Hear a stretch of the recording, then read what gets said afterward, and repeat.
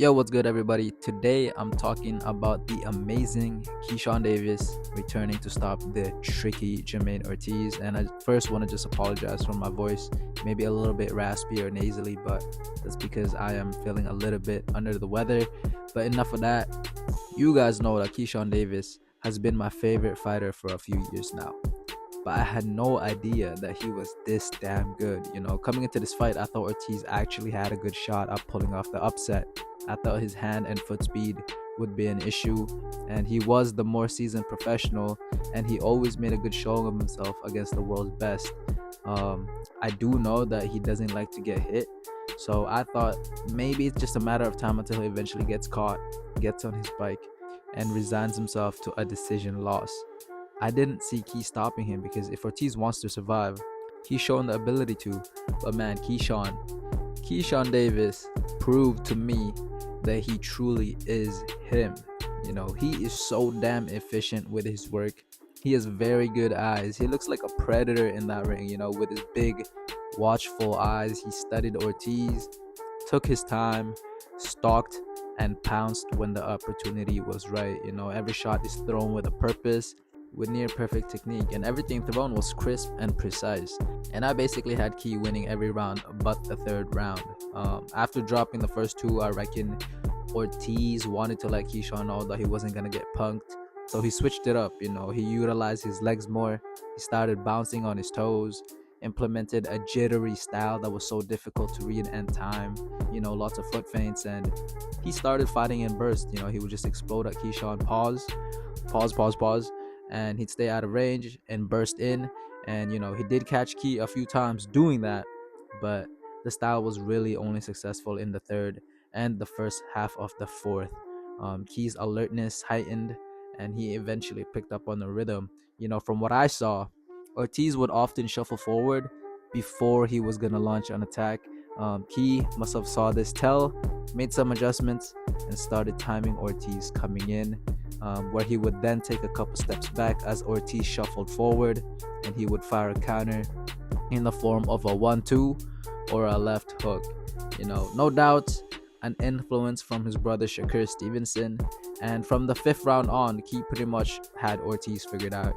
Once Key made his adjustments, Ortiz had nothing else to fall back to, and Keyshawn just ramped up the pace, upped his intensity and activity, and he snatched the momentum of the fight, and he just kept building round after round after round. Keyshawn, man, he is fearless. He would just throw wherever he saw an opening, literally no hesitation at all, no second guessing.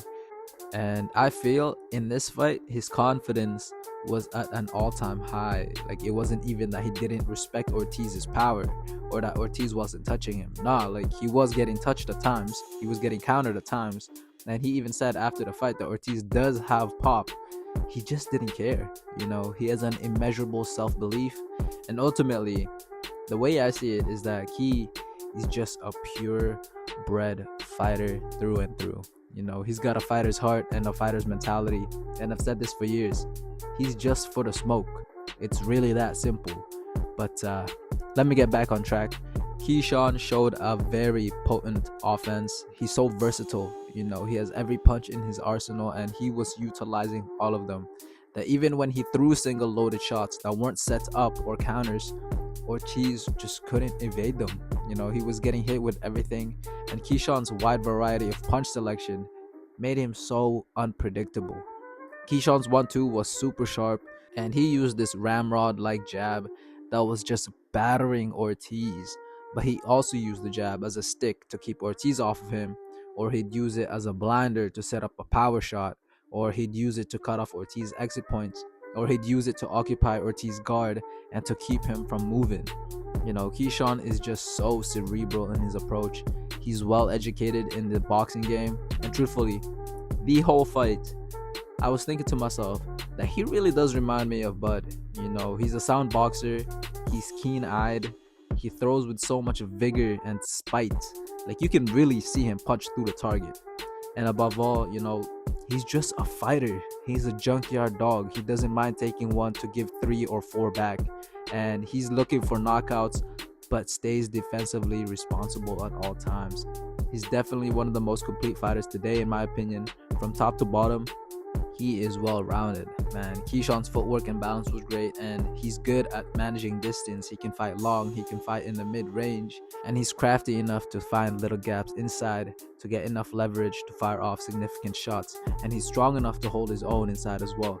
And his punch placement in this fight was exquisite. You know, he was punching up on Ortiz's head and brutalizing his body.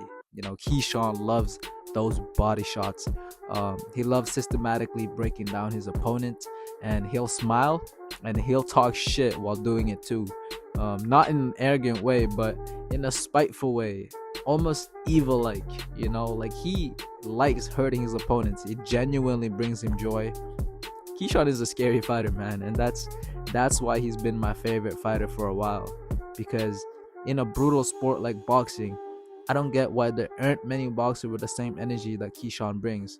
Like, don't get me wrong, I understand that it's a gentleman's sport, but boy, do I enjoy watching a ferocious fighter methodically pick apart and break down his opponents. All in all, Keyshawn Davis looked sensational in his 140-pound debut. Ortiz was noticeably bigger, but Keyshawn's power carried up the weight and evidently carried all the way to the 12th round. And what can I say, man? Keyshawn Davis is here, ladies and gentlemen. He's here, and I hope that he keeps his head on straight and really just focus on boxing.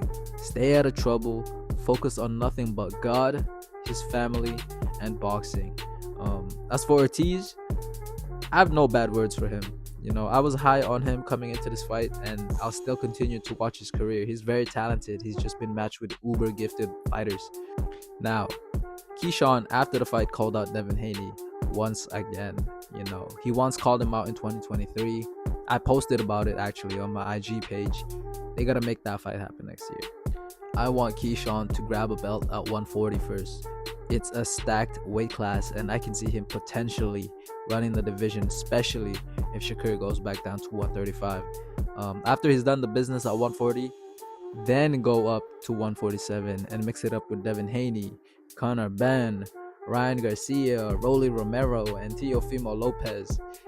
Now that these young guns are finally fighting each other, boxing is thriving, and I am here for it.